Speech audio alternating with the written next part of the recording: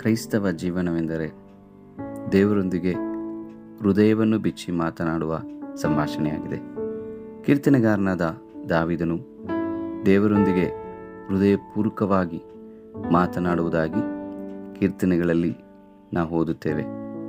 ದೇವರೇ, ನೀನೇ ನನ್ನ ದೇವರು, ಉದಯ ಕಾಲದಲ್ಲಿಯೇ ನಾನು ನಿನ್ನನ್ನು ಹುಡುಕುತ್ತೇನೆ. ನೀರಿಲ್ಲದೆ ಒಣಗಿದ ಭೂಮಿಯಲ್ಲಿದ್ದವನು ನೀರಿಗಾಗಿಯೋ ಎಂಬಂತೆ ನನ್ನ ಆತ್ಮವು ನಿನಗಾಗಿ ಆತುರಗೊಳ್ಳುತ್ತದೆ. ಈ ಭಕ್ತರು ತಮ್ಮ ಜೀವನದಲ್ಲಿ ಅವರ ಜೀವನದ ಅನುಕೂಲ ಪ್ರತಿಕೂಲ ಪರಿಸ್ಥಿತಿಗಳಲ್ಲಿ ದೇವರೊಂದಿಗೆ ಅವರು ಹೃದಯ ಬಿಚ್ಚಿ ಮಾತನಾಡಿ ಚಿಕ್ಕ ಮಗುವಿನೋಪಾದಿಯಲ್ಲಿ ಆಡಿದಾಗಿಯೇ ನಾವು ದೇವರ ವಾಕ್ಯದಲ್ಲಿ ಓದುವುದು.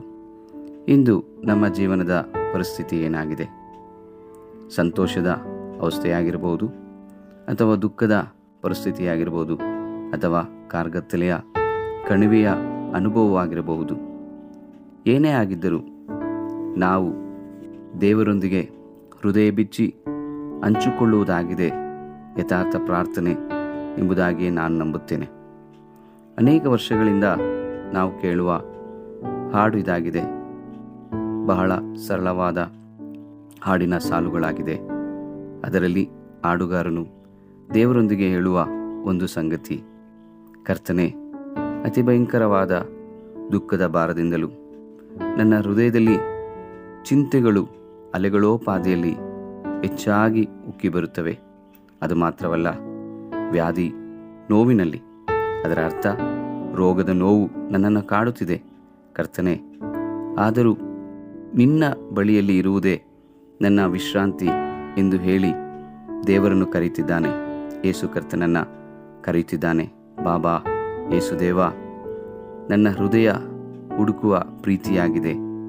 ಕರ್ತನ ಮುಂದೆ ಹಾಡುಗಾರನು ದೇವರೊಂದಿಗೆ ಹೇಳುತ್ತಿದ್ದಾನೆ, ದೇವರೇ, ನೀನು ನನ್ನ ಪ್ರಾಣಪ್ರಿಯನು.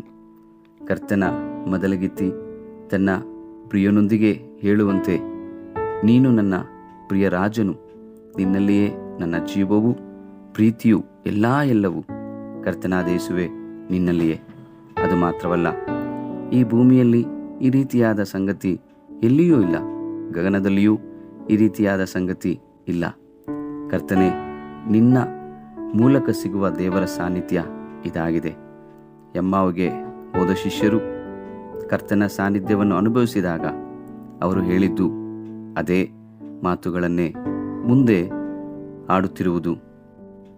ಕರ್ತನೆ, ಬೇಡ, ಹೋಗಬೇಡ ದೇವ, ನಿಲ್ಲಬೇಕು. ನಮ್ಮ ಹೃದಯದ ಅಂತರಾಳದಲ್ಲಿ ಕರ್ತನೆ, ನಿನಗಾಗಿ ಒಂದು ಸ್ಥಳವನ್ನು ಸಿದ್ಧ ಮಾಡಿದ್ದೇವೆ. ನಮ್ಮ ಜೊತೆಯಲ್ಲಿಯೇ ಇರಬೇಕು. ನಿನ್ನ ಸಾನ್ನಿಧ್ಯದಿಂದ ಆಶೀರ್ವದಿಸು ಕರ್ತನೆ. ಈಗ ನಾವು ಇರುವ ಅವಸ್ಥೆ ಏನೇ ಆಗಿದ್ದರೂ ಪರಲೋಕದ ನಿನ್ನ ಸಾನ್ನಿಧ್ಯದಿಂದ ನಮ್ಮನ್ನು ಸ್ಪರ್ಶಿಸು, ಸೌಖ್ಯ ಮಾಡು.